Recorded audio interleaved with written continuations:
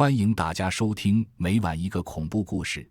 今晚已经是第53晚了。蛇是古越人的重要图腾之一，后来演化为神。唐代杜牧、李长吉歌诗序有牛鬼蛇神，不足为其虚荒诞幻也。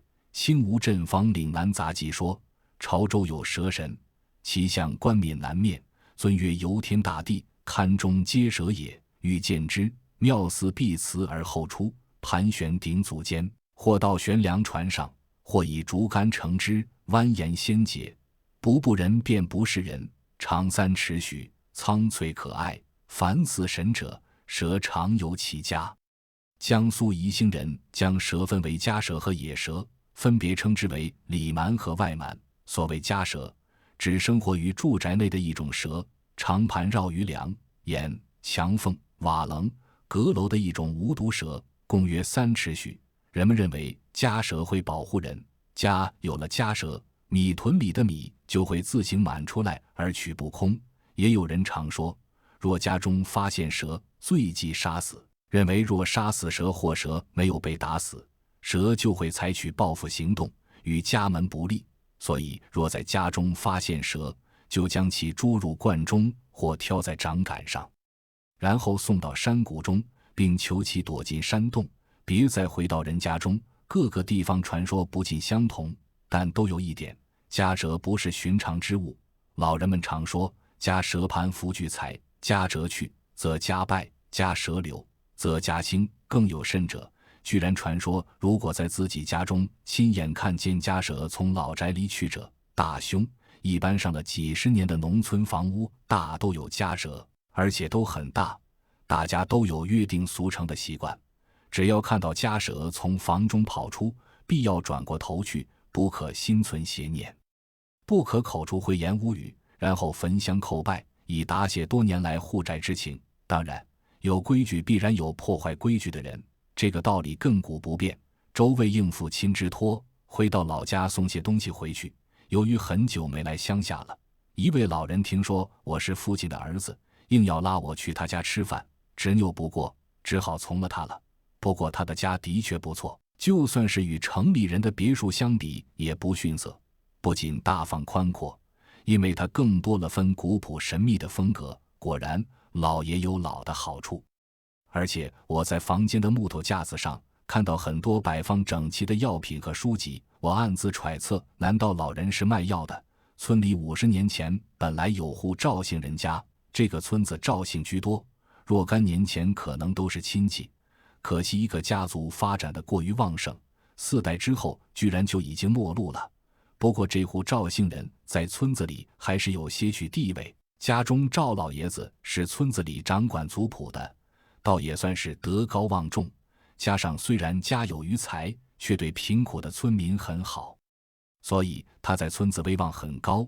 他的3个儿子也非常优秀，赵大自幼学习武术，几十年下来倒也略有小成，乡里村外都知道赵家有这么个看家护院的大儿子。那时候村子里能打的人还是很有地位的。赵二和赵大是亲兄弟，不过性格大不相同。赵二文静，初中读了一半，在村委会做会计一职。至于赵三，年纪很轻，当时正准备考大学，成绩还算不错，加上自身勤奋，似乎很有希望。这家人看上去似乎很快乐，但那也只是给外人看的。讲故事的这个老人是叫赵伯，我也是随旁里人一起叫。其实20多年来，我也只是第一次见他罢了。赵伯在村子里地位很高，因为一来他按辈分在村子里比较老，而且听他的口气好像和那个赵老爷子还沾亲带故；二来为人耿直公平，很多事情都靠他来裁断。不过我也是听村民们这样说罢了。赵伯的头发已经掉光了，虽然已经将近古稀之年，但看上去精神不错，2只眼睛总是睁得很大，豆腐样的眼白鼓鼓地凸了出来，侧面看很像青蛙的眼睛。当然我不敢说出来，带着古铜色肌肤的皮肤虽然干燥地出现裂纹，不过他的手指很细长，虽然指节粗大，但异常灵活。赵伯的身体非常健康，想想城市里居然还有人晒紫外线花钱找罪受，还不如来乡下住几天。种几株树倒也未尝不是好事。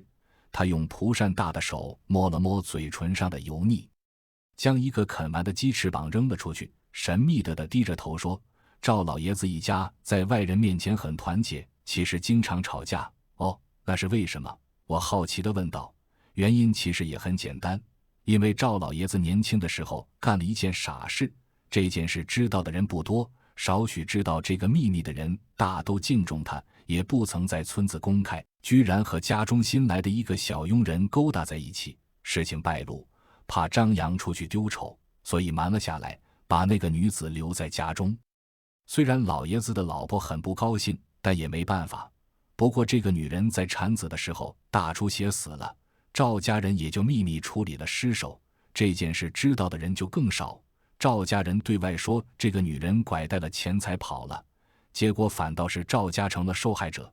这个女佣是外地人，在村子里无亲无故，死前产下的这个孩子就是赵三。赵家人觉得心存内疚，于是对这个孩子非常好，尤其是老爷子经常疼爱有加，一来是老幺，二来赵三的确比2个哥哥要聪明很多。时间一长，自然老爷子先前的老婆心中不满，加上老爷子后来身体日渐衰弱，赵家虽然谈不上富有，但也是颇有余财，尤其是家里的老宅。赵伯说到这里，不禁抬了抬头，看着屋子里的横梁发呆。我有些不解，但也不好发问，毕竟是晚辈，礼数我还是知晓的。良久，他才开口说话：乡下人一辈子也就图个家康人和，尤其是房子。赵家的老宅可是方圆几十里最好的房子，冬暖夏凉不说，而且找人看过，都说是风水好，旺家，所以赵家的几个儿子都很看重这房子。当然村子里的人也是，其中自然也包括我。赵伯轻轻抿一口陈年米酒，眯起眼睛笑了下，然后咂巴嘴，显得非常享受。可是您开始不是说都是几十年前的事情了吗？到底现在那家人怎样了？我问道。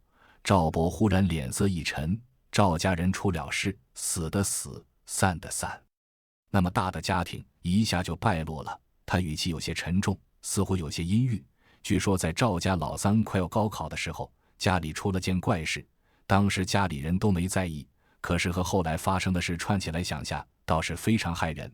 5月份村子里已经非常炎热，那时候还没什么电风扇，更别提空调，大家都赤着身子摇着蒲扇在门口乘凉，只有赵家老爷子一家人不用。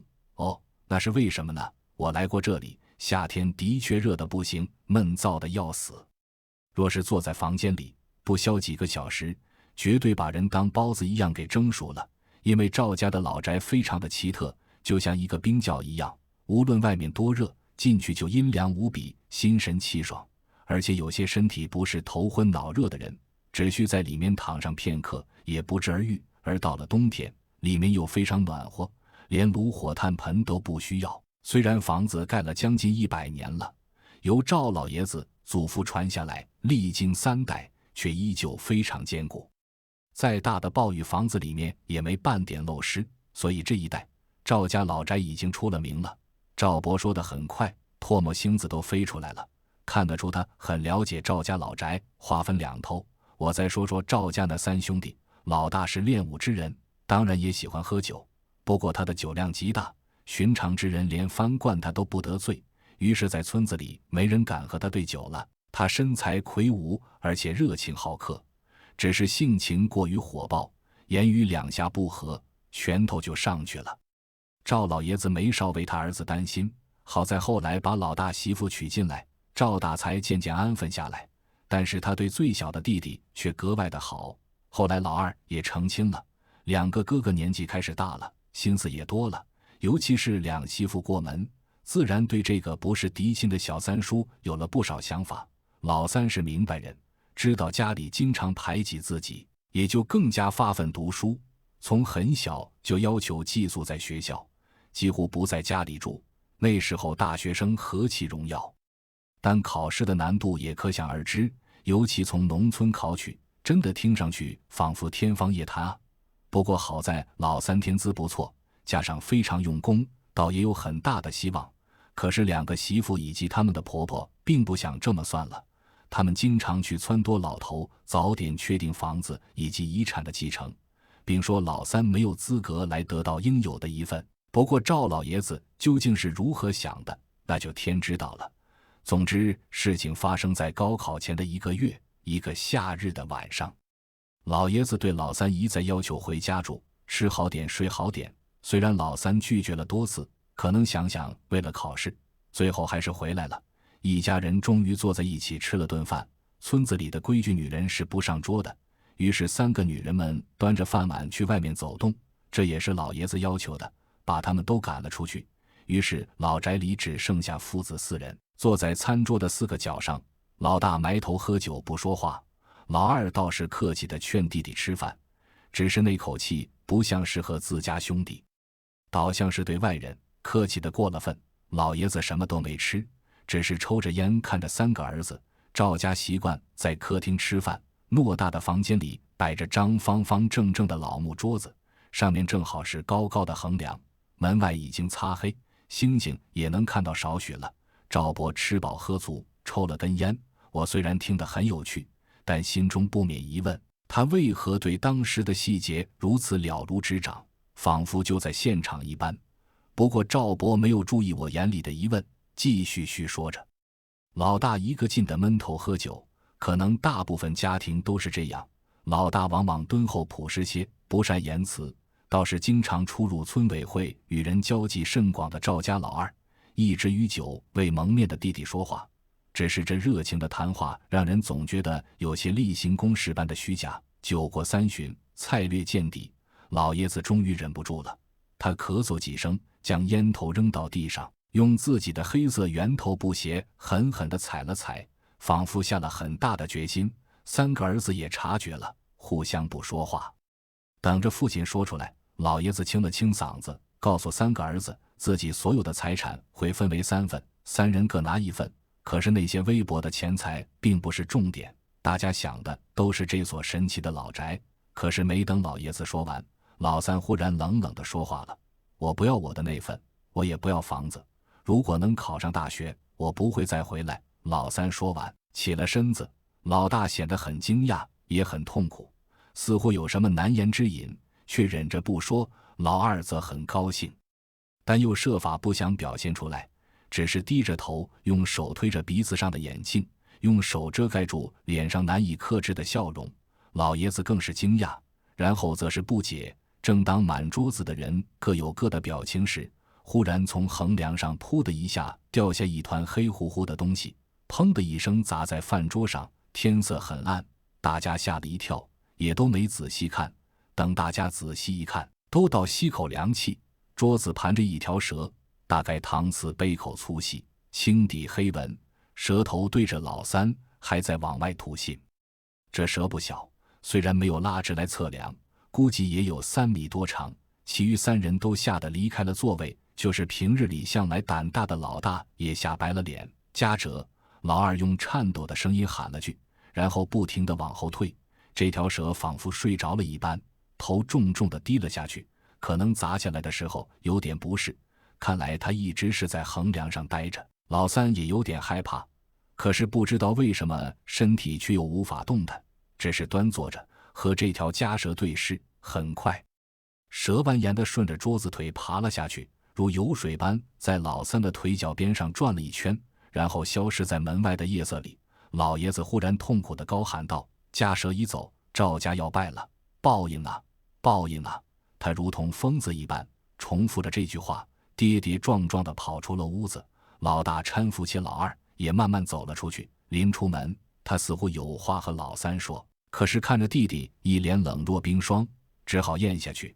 客厅里只坐着老三一个人，其实他在这个家只和大哥关系很好，因为他出生的时候大哥就16了，长兄如父。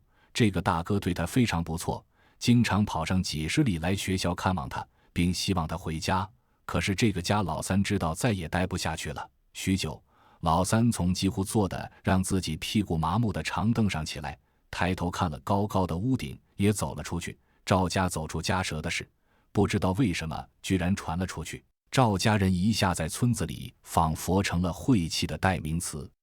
平日经常打招呼称兄道弟的人，一见他们就哗啦一下全散了。好在老三也不在乎这些，第二天就收拾东西回学校了。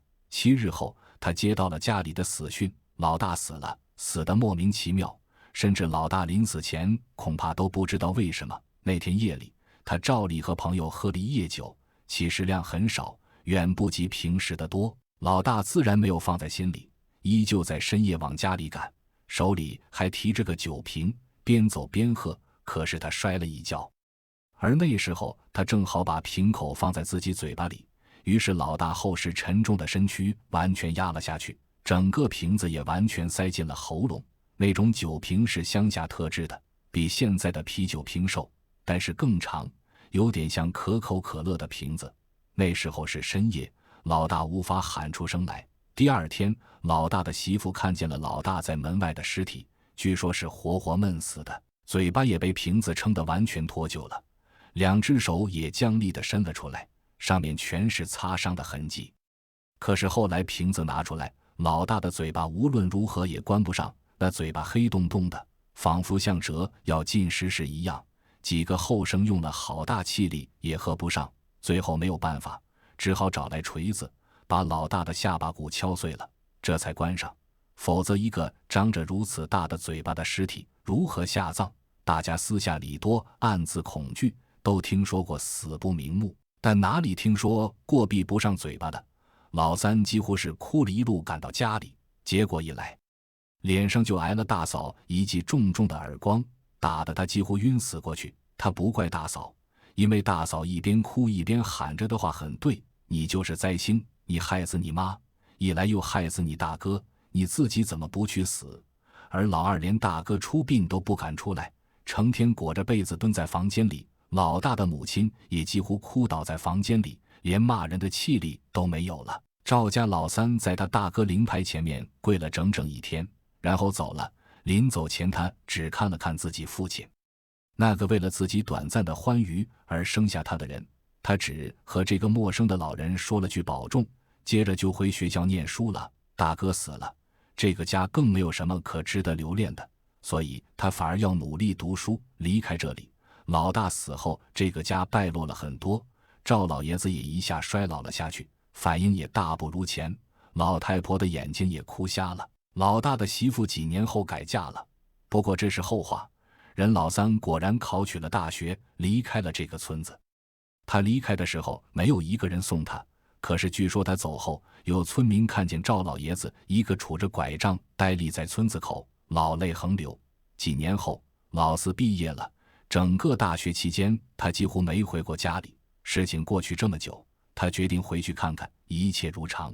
不过那时候是3年灾害，好在这块地方还算富庶，即便是全国灾荒，村民们也可以自给自足，温饱不成问题。可是老三一回来就听说了二哥死了，原因很简单，老二几乎每天醒过来都要看自己的脚，他老说有蛇在从他脚上开始吞吃他，而且他身上长出了非常奇怪的皮肤病，一圈一圈的，从脚踝慢慢往身上绕，大概2个指头粗细，摸上去粗糙得很，一块块如鳞片一样。老二总是奇痒难忍，用手一抓就抓下一大块皮，脱光衣服看去，仿佛他整个人被蛇缠住一样。结果被抓烂的地方就恶化得更厉害，皮肤腐烂恶臭，连他妻子都躲得远远的。后来老二身上没有一块好肉，终于老二受不了这种折磨，用了最后点气力，在房间里用裤腰带把自己吊死了。几年之中，赵家就死了2个儿子，家蛇的故事更加让人恐慌。赵老爷悲伤过度，也入了皇室，老二的媳妇回了娘家。偌大的赵家短短几年就败得家破人亡，在老宅里只住了2个人，老大和老二的亲生母亲以及刚刚毕业的老三。虽然老人非常讨厌老三，几乎不和他说话，唯一和他搭腔也是因为眼睛看不到需要帮助的时候，而且动不动就出言侮辱打骂他。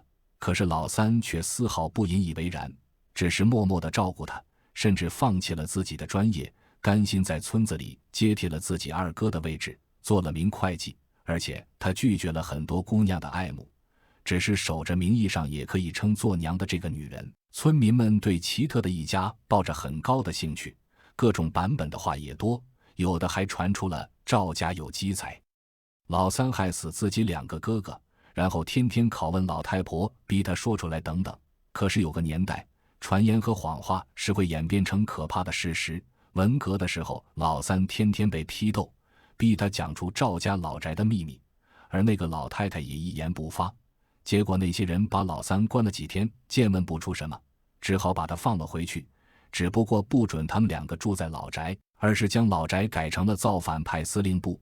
一伙愣头青天天在那里，白天就批斗走资派地主，晚上就睡觉打牌，倒也不亦乐乎。而老三则领着瞎眼老太太找了间茅屋，依旧不辞辛苦地好好照顾着，日子就这样过去。不过老太太还是没有对老三有什么好脸色。后来文革结束，村里念在老三可怜，将房子破例还给了赵家。那天晚上，当老三扶着老人走进赵家大厅的时候，多年来没有任何表情和多余话语的老太太忽然哇的一声痛哭起来，然后跪在了老三脚下。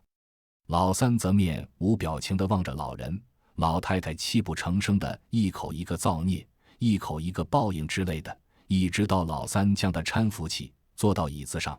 原来老三的母亲不是大出血而死，严格的说是老太太做的，而老大也知道这事。当年产期将至，赵老爷子的老婆怕这个庸人产子后和他平起平坐，就暗中买通了稳婆，抱了老三出去，自己则进去用被子把产后虚弱的老三生母闷死了。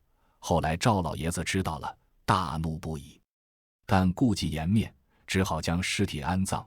对外则说这个女人生完孩子就跑了。事情原本以为会结束，可是赵家日后却经常出现怪事。于是赵老爷子请来道士，道士出了个点子，说是将尸体挖出，打断骨头，像折一样缠绕在一根细长圆木上，外面再套上一层空心木管，以这根木头做横梁，可保家里无忧。而那个女子也会化为家蛇，为赵家看债积福。可是道士还说，一旦家蛇跑了，将会祸连子孙，他就无能为力了。开始几年家里顺风顺水，赵老爷子也就没有多想。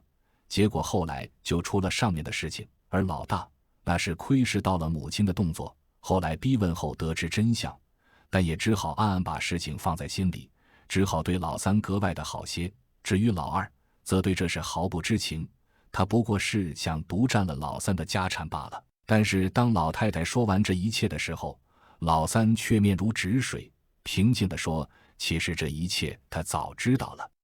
以前老大去学校看望老三的时候，话语里已经露出端倪。老三非常聪明，知道大哥嗜酒，于是他找了几个能喝的同学，终于把这事情套了出来。